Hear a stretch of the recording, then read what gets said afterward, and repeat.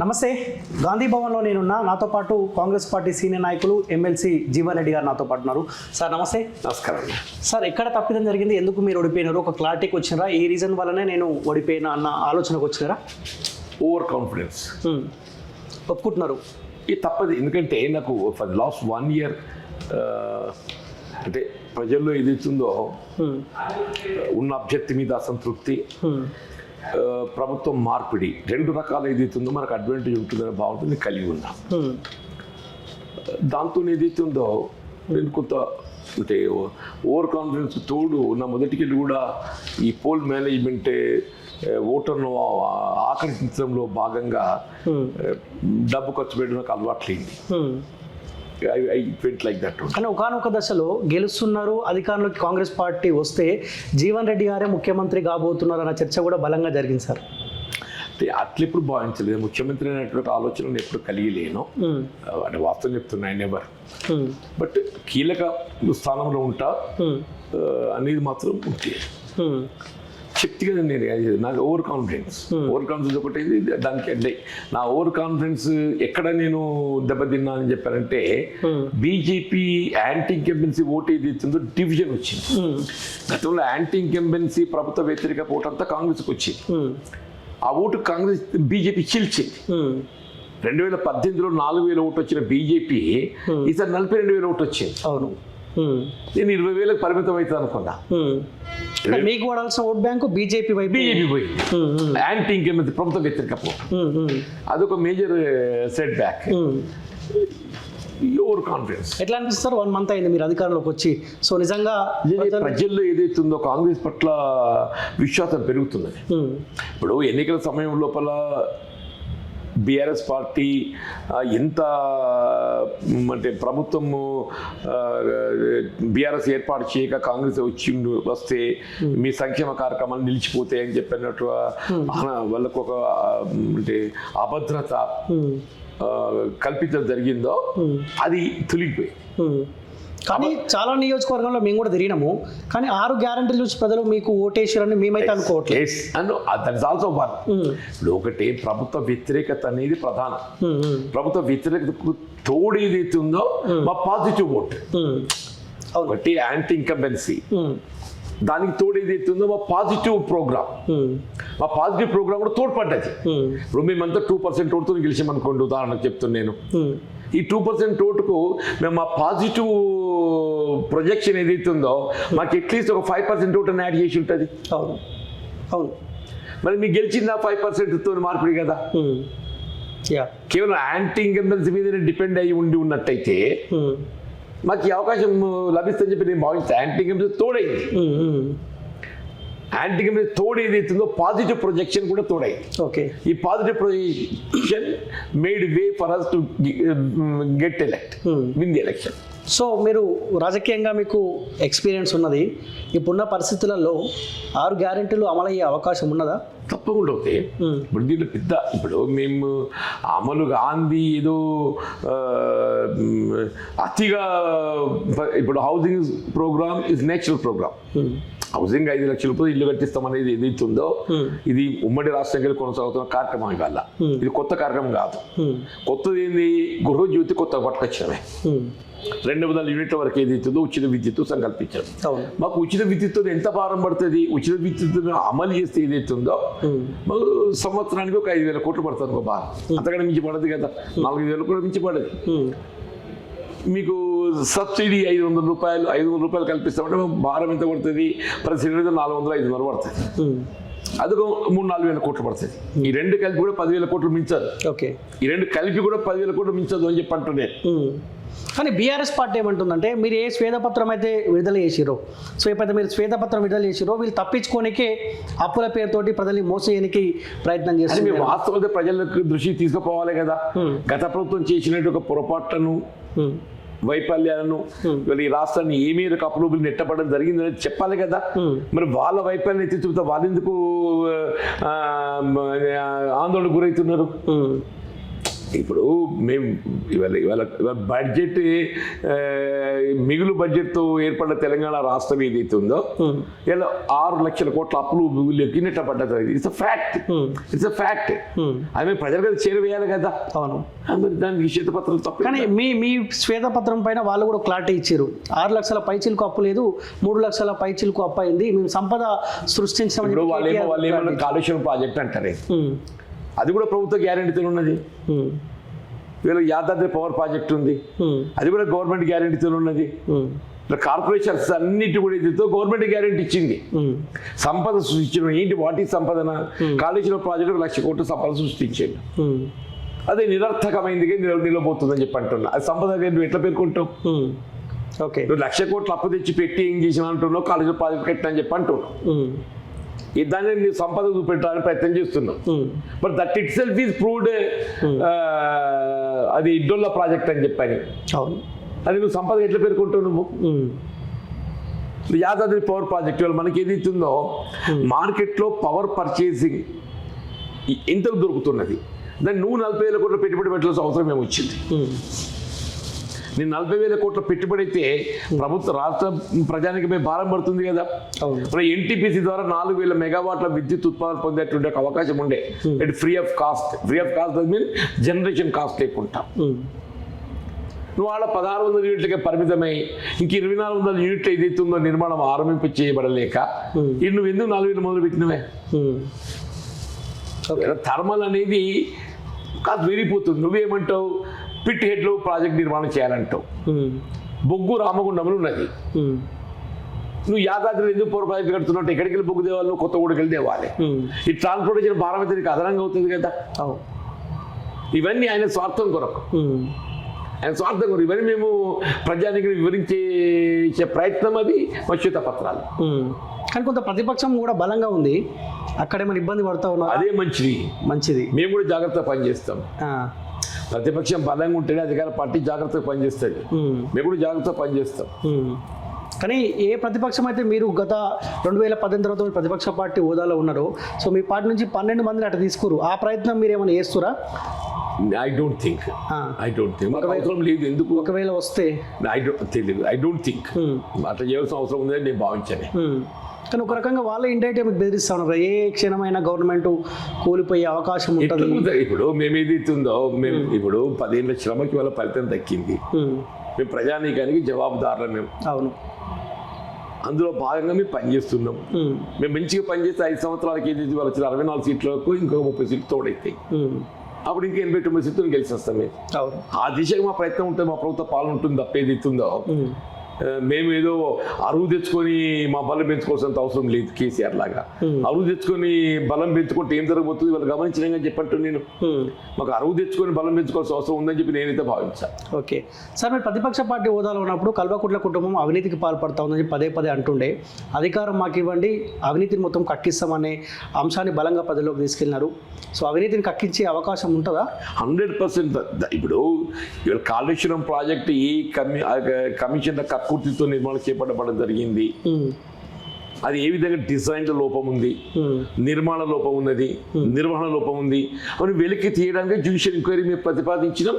రేపు ఏదైతే న్యాయ విచారణ ఆరంభింపబడ్డ తదుపరి all will come out. Okay, so Kishan Reddy ఏమంటుండంటే, రేవంత్ రెడ్డి గారు ఒక ఉత్తరం రాయండి, రాస్తే ఏ సిబిఐ అయితే రాకుండా గత ప్రభుత్వం చేసిందో ఇప్పుడు మేము పిలిపిస్తాం, ఎంక్వైరీ చేస్తాం, 48 రోజుల్లో క్లారిటీ ఇస్తామంటారు. కిషన్ రెడ్డి గారు నిజంగా తెలుస్తుందా తెలియదా? లేకపోతే ప్రజలకు తెలియదు అనుకుంటాడా? వీళ్ళు జ్యుడిషియల్ ఎంక్వైరీ పెద్దదా, సిబిఐ ఎంక్వైరీ పెద్దదా? మీరే చెప్పండి నా దయచేసి. Let answer any independent agency. Judicial enquiry అనేది నిష్పక్షపాతంగా, పారదర్శకంగా, it's an independent investigating agency. Okay, CBI works under union government of India పరిధిలో పనిచేసేటువంటి యొక్క విచారణ వ్యవస్థ ఏజెన్సీ. ఇది అందరికీ కనపడుతుంది కాదు ఏ విధంగా అది దుర్వినియోగం చేయడం జరుగుతుంది, ఏ విధంగా కక్ష సాధింపు చేయడం జరుగుతుంది, అనుకున్న వాళ్ళ మీద విచారణ చేయడము, అవసరం లేదు అనుకున్న వాళ్ళ మీద నిలిపివేయటం.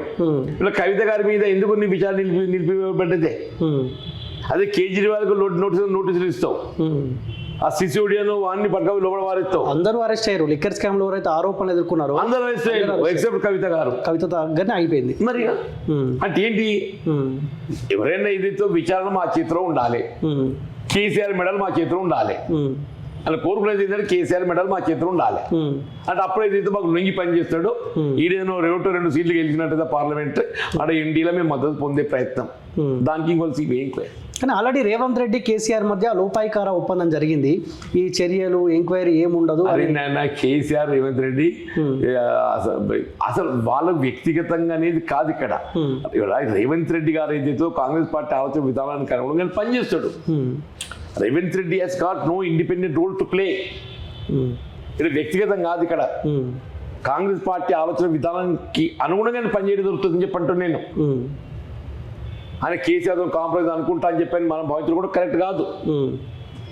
ఓకే, అలా భావించడం కూడా కరెక్ట్ కాదు అని చెప్పంటాను నేను. కానీ ప్రజలు కూడా, తెలంగాణ రాష్ట్ర ప్రజలు కూడా ఎదురు చూస్తూ ఉన్నారు సార్. ఓటు అన్న ఆయుధం మా దగ్గర ఉంది, కాంగ్రెస్ పార్టీకి అవకాశం ఇచ్చినాం. 10 సంవత్సరాల కాలం పాటు కల్వకుట్ల కుటుంబం మాకు ఇబ్బంది పెట్టిందో, ఒక్కసారి ఆ కుటుంబం ఇబ్బంది పడితే చూద్దామన్న ఆలోచన. Right sir, right. అంటే వాతావరణం వెలికి రావాలని చెప్పారు వాళ్ళ. 2014 ఏనాడు తెలంగాణ రాష్ట్రం ఏర్పాటు కావడం జరిగిందో ఆనాడు కేసీఆర్, కేటీఆర్, కవిత గారి యొక్క జీవన విధానం, జీవన శైలి ఈ విధంగా ఉన్నాయి. ఈ 10 సంవత్సరాల జీవన విధానం, జీవన శైలి ఈ విధంగా మారింది. ఆస్తులు ఇవన్నీ ఏదైతుందో ఇన్కమ్ ట్యాక్స్ డిపార్ట్మెంట్ను మభ్యపెట్టగలుగుతారు కావచ్చు కాక, కానీ ప్రజలైతే మభ్యపెట్టలేరు కదా. ప్రజలు మభ్యపెట్టలేరు కదా అని చెప్పి అంటున్నా. ఈ ఫామ్ హౌస్లు ఎక్కడికి వెళ్ళి వచ్చినాయి, ఈ విలాసవంతమైన భవనాలు ఎక్కడికి వెళ్ళి వచ్చినాయి, ఎక్కడికి వచ్చి మీ జీవన విధానాలు ఎక్కడికి వెళ్ళి వచ్చినాయి, అది ప్రజలు గమనిస్తున్నారు అని అంటున్నాను నేను. అవును, దాని పర్యవసానం వెళ్ళి ఫలితం అని చెప్పి అంటున్నాను నేను. కానీ ఒకానొక దశలో 5-6 నెలల క్రితం మాట్లాడుకుంటే, సో ప్రధాన ప్రతిపక్షం భారతీయ జనతా పార్టీ అధికారంలోకి రాబోతున్న చర్చ బలంగా జరిగింది. సో ఎక్కడ భారతీయ జనతా పార్టీ బ్లాస్ట్ అయిందంటే, సో వీళ్ళు అవినీతి పైన చర్యలు తీసుకుంటలేరు, లిక్కర్ స్కామ్లో కల్వకుట్ల తప్పించే ప్రయత్నం చేసిరని చెప్పి భారతీయ జనతా పార్టీని పక్కకు పెట్టారు, కాంగ్రెస్ పార్టీని మళ్ళీ ప్రజలు ఎత్తుకున్నారు. కానీ రేపు పొద్దుగాల ఎంపీ ఎలక్షన్ కంటే ముందు కల్వకుట్ల కుటుంబం పైన, అవినీతి పైన మీరు చర్యలు కానీ ఒక అడుగు ముందుకు వేయకపోతే ఎంపీ ఎలక్షన్లో కూడా భారతీయ జనతా పార్టీని అసెంబ్లీ ఎలక్షన్లో పక్కన ఏమంటున్నా, మేము వెయ్యమని మీరెందుకు అనుకుంటున్నా అంటున్నాను. మేము వెయ్యమని మీరెందుకు అనుకుంటుండ్రు. ఈ పార్లమెంట్ ఎన్నికల లోపల విచారణ ఆరంభం అవుతుంది డెఫినెట్ గా చెప్పంటున్నాను నేను. ఆరంభం కాక ముచ్చట లేనే లేదు. అంటే 100% విచారణ ఆరంభం అవుతుంది, దోషులు వెలిక్కి వస్తారు. ఇప్పుడు విచారణ ఒకవైపు, మేము ఎన్నికల్లో చేసిన వాగ్దానాలు, సంక్షేమ కార్యక్రమాలు అమలు ఇంకొక వైపు, పాలన ఒకవైపు, ఇవన్నీ కూడా గమనిస్తారు ప్రజలు, ఇవన్నీ కూడా గమనిస్తారు. ఓకే, డెఫినెట్లీ మేము మాది 17 టార్గెటే. ఓటు 2 తక్కువైనా కానీ 15 తప్ప గెలుస్తాం. పార్లమెంట్ ఎలక్షన్ 15 పక్క తప్ప, 17 టార్గెట్ లక్ష్యం, గురి 17 మీద, 15 పక్క. కానీ భారతీయ జనతా పార్టీ పదే ఏం చెప్తా ఉందంటే, సరే స్టేట్లో కాంగ్రెస్ పార్టీకి అవకాశం ఇచ్చినాం, సెంట్రల్లో నరేంద్ర మోడీ నాయకత్వాన్ని కోరుకుంటారు, ఖచ్చితంగా ఈసారి మాకు అవకాశం ఇస్తారు. రాష్ట్రంలో ఎట్లయితే మార్పు కోరిండ్రో కేంద్రంలో కూడా మార్పు కోరుతారు కదా. రాష్ట్రంలో మార్పు కోరిండ్రు, 2 పర్యాయాలు అవకాశం ఇచ్చిన కేసీఆర్ గారికి అని చెప్పని. అక్కడ యూపీఏ గవర్నమెంట్ కూడా 2 పర్యాయాలు అవకాశం ఇచ్చిన మార్పు కోరిండ్రు. ఎన్డీఏ కూడా ఏదైతుందో 2 పర్యాయాలు అవకాశం ఇచ్చిండ్రు. అక్కడ మార్పు కోరేటువంటి అవకాశం కనబడుతుంది కదా. కేంద్రం కూడా మార్పు వస్తుందని చెప్పంటూ నేను. డెఫినెట్గా ఇండియా కూటమి అధికారానికి వస్తుంది. ఓకే, సో ఏ పదవిలో చూడబోతా ఉన్నాం సార్? ఒక కీలకమైన పదవి రాబోతుందా? ఎవరికి? మీకు ఎమ్మెల్సీగా ఉన్నారు ఆల్రెడీ. ఇప్పుడు వ్యక్తి గౌరవం అన్నిటికంటే పెద్ద పదవి. ఇప్పుడు ఎన్నికల్లో నేను ఆశించిన ఫలితాలు పొందలేకపోయినా అది కొంత అసంతృప్తి గురి చేసింది. అంతే తప్ప ఏదైతుందో పదవి అనేది ఏదైతుందో జీవితంలో ప్రజాసేవకు పదవే ప్రధానం కాదు, పదవి ఒక మార్గం. పదవి ఒక మార్గం అని చెప్పి అంటున్నా. రాజకీయ జీవితానికి అంతిమ లక్ష్యం పదవి కాదు. ఓకే, రాజకీయ జీవితం అంతిమ లక్ష్యం ప్రజాసేవ అంటున్నాను. ప్రజాసేవ చేయడానికి మనకు చిత్తశుద్ధి ఉండాలి, కమిట్మెంట్ ఉండాలి. That commitment I have got. కానీ వచ్చిన అధికారంలో అరే ఎమ్మెల్యే గెలిస్తే బాగుంటుండే అన్న ఆ ఇబ్బంది అయితే కలిగేస్తుంది కదా ఎప్పటికైనా. ఆశ ఫలితం పొందలేను అనేటువంటి ఒక భావన ఏర్పడ్డది. అది అది అది అది అది ఎంతకాలం ఉంటుంది? To some time. దాని జీవితకాలం అదే ఉండదు కదా. అది వచ్చేసింది, ఒకనాడు వచ్చింది, 2వ నాడు వచ్చింది, 3వ నాడు వచ్చింది. అది ఇవాళ ప్రభుత్వం వచ్చిందే, ప్రభుత్వం రావడంతో కొంత కాంపెన్సేట్ చేస్తుంది. మనం ఎమ్మెల్యే గెలవలేకున్నా కానీ రాష్ట్రంలో కాంగ్రెస్ ప్రభుత్వం వచ్చింది. ఈ మనం గెలవలేకపోయినాము అనేటువంటి ఒక ఏదైతే అసంతృప్తి ఉంటుందో ప్రభుత్వం ఏర్పడ్డది అనే దాన్ని అది ఏదైతుందో దీన్ని కొంత తగ్గిస్తుంది, కప్పిస్తుంది. మీకుంద ఆలోచన ఎంపీగా పోటీ చేయాలన్న ఆలోచన? ఆఫ్ కోర్స్ ఉన్నది. ప్రతి ఇప్పుడు ఏదైతే ఉందో ఉన్న పరిస్థితుల్లో ఏదైతే గతంలోనే పార్లమెంట్ కంటెక్ట్ చేశాను కరీంనగర్ నుండి. ఇప్పుడు తెలంగాణ ఉద్యమ సమయంలో కేసీఆర్ గారికి 2 పర్యాలు నేనే పోటీ చేశాను, 2006 కానీ 2008 కానీ. Second time I last 14,000. ఇప్పుడున్న పరిస్థితుల్లో ఏదైతే ఉన్నదో నేను ఐ ఫీల్ అంటే పార్లమెంట్ కంటెక్ట్ చేయాలనే ఒక ఆలోచన కలిగి ఉన్నట్టు. అది పార్టీ ఆలోచన ఏ విధంగా ఉంటే దానికి అనుగుణంగా ఉంటుంది. పార్లమెంట్ బరిలో ఉంటారా లేకపోతే ఏమైనా నామినేటెడ్ పదవి మంత్రి హోదాలో ఉండాలి? సరే మీకు ఆలోచన లేకపోయినప్పుడు కూడా పార్టీ ఆలోచన ఉంటుంది కదా, సీనియర్ నాయకుడిని ఒక హోదాలో కూర్చోబెట్టాలన్న ఆలోచన పార్టీకి ఉన్నదా? చూడాలి. ఇప్పుడు if it is left to me పార్లమెంట్కి పోటీ చేసే అవకాశం కల్పిస్తే బాగుంటుందని చెప్పి నేను భావిస్తాను. If it is left to me. Okay. Ultimately నా భావన అభిప్రాయం ఏదున్నా కానీ అంతిమ నిర్ణయం పార్టీదే ఉంటుంది కదా. అవకాశం కల్పించాలా కల్పించకూడదా, కల్పిస్తే ఏం అవకాశం కల్పించాలి, ఏది లేకుండా పార్టీ పరంగా ఏ విధంగా సేవలు వినియోగించుకోవాలి, ఇటు పార్టీ విల్ డిసైడ్. సార్ చివరి ప్రశ్న, కేసీఆర్ 10 సంవత్సరాల కాలంలో ఉద్యమకారులందరికీ మోసం చేసిండు, ఉద్యమ ద్రోహులను ఆయన పక్కన పెట్టుకుంటూ, సో ప్రజలు ఓపిక బట్టి ఓటు రూపంలో బుద్ధి చెప్పారు. సో కాంగ్రెస్ పార్టీ ఉద్యమకాలని గౌరవించుకునే ఆలోచన ఉందా? ఎందుకంటే చాలా మంది గాంధీ భవన్ చుట్టూ ఉద్యమకాలు తిరుగుతూ ఉన్నారు. ఆలోచనలో మీ పార్టీ ఉందా? ఇప్పుడు వాస్తవం ఏదైతే ఉందో ఉద్యమకారులకు గుర్తించి అలా 250 గజాల ఇంటి స్థలం కల్పించాలని ఒక అంశం పొందుపరిచి, కానీ అక్కడ ఎఫ్ఐఆర్ కాపీ అడుగుతా ఉన్నారంట కదా. యాక్చువల్లీ ఉద్యమకారులు అంటే ఎవరు? కానీ చాలా మంది నిజమైన ఉద్యమకారుల పైన ఎక్కడ కూడా ఎఫ్ఐఆర్ కాపీ. ఇప్పుడు ఒకటి దేనికన్నా ఒక ప్రూఫ్ ఆఫ్ ఐడెంటిఫికేషన్ కావాలి కదా నేను అంటున్నా. ఇప్పుడు వాస్తవంగా సకల జన సమ్మెలో అందరూ భాగస్వాములేనే. ఆ విధంగా చెప్పాలంటే మొత్తం యావత్ తెలంగాణ సమాజం ఉద్యమకారులే. అవును. మన దాంట్లో ఆ తీవ్రతను బట్టి ఏదైతుందో గుర్తించడం అవుతుంది.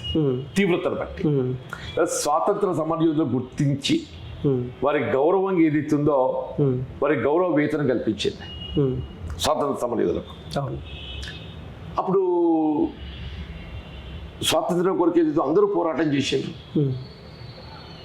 అందులో కొందరు ముందు వరుసలు, కొందరు వెనుక వరుసలు ఉన్నారు. ముందు వరుసలు ఉన్న వాళ్ళకు గుర్తింపు లభించింది, వెనుక వరుసలు ఉన్న వాళ్ళకి ఏదైతే సాటిస్ఫాక్షన్ మిగిలింది.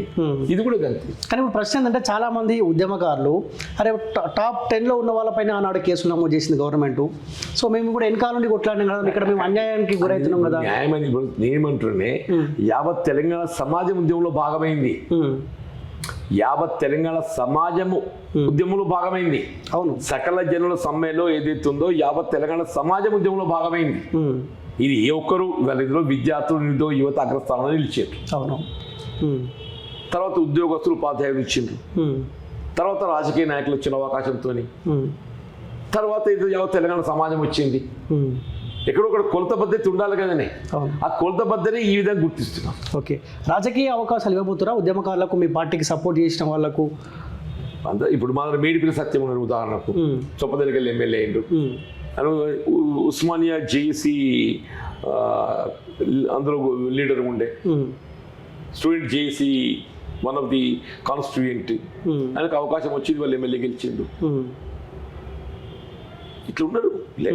అంటే టికెట్ ఆశించిన వాళ్ళు కూడా చాలా మంది ఉన్నారు. టికెట్ రాకుండా మీ పార్టీకి మద్దతుగా నిలిచి గెలుపులో కీలక పాత్ర పోషించిన ఉద్యమకాలు చాలా మంది ఉన్నారు. మా కార్పొరేషన్ చైర్మన్ లేకపోతే నామినేటెడ్ పదవి రాకపోతా అని చెప్పి చాలా మంది తప్పకుండా వాళ్ళు గుర్తింపు లభిస్తుంది ఏదో రకంగా. ఓకే. సో ఎట్లా చూడబోతా ఉన్నా, మంత్రిగానా లేకపోతే ఎంపీగానా, ఎలా చూడబోతా ఉన్నా? నన్ను వ్యక్తిగత చూడని సాధ్యం అంటున్నా. ఓకే. రేపు నాకు ఏదైనా అవకాశం వచ్చినా కానీ ఏదైతున్నదో, రేపు నాకు రాజకీయంగా ఏదైనా పదవి వచ్చినా కానీ ఆ పదవితో కాదు అని చూసేది, నా వ్యక్తిగత చూడండి అని చెప్పి నేను కోరుతున్నాను. కానీ మీ అభిమానులు, మీ కార్యకర్తలు అరే మా నాయకుడు ఒక హోదాలో ఉండాలని సరే మీరు కోరుకోకున్నప్పటికీ కూడా వాళ్ళైతే అనుకుంటారు కదా. ఇప్పుడు నేను ఏమంటున్నా, కోరుకోవడం కాదు, ఆ కోరుకోవడం అనేది మన వ్యక్తి గౌరవాన్ని పెంపొందించేదిగా ఉండాలి. That should not overtake us. Okay. పదవి అనేది ఏదైతుందో మన వ్యక్తిత్వాన్ని, వ్యక్తి గౌరవాన్ని ఓవర్టేక్ చేయకూడదు. మన వ్యక్తిత్వ, వ్యక్తి గౌరవం పదవిని ఓవర్టేక్ చేయాలి. ఓకే. యా, ఇది నా ఆలోచన. Okay. Anyway thank you so much sir. Thank you. So ఇది ఎమ్మెల్సీ జీవన్ రెడ్డి గారితో స్పెషల్ ఇంటర్వ్యూ చూస్తున్నాండి college TV. Thank you so much.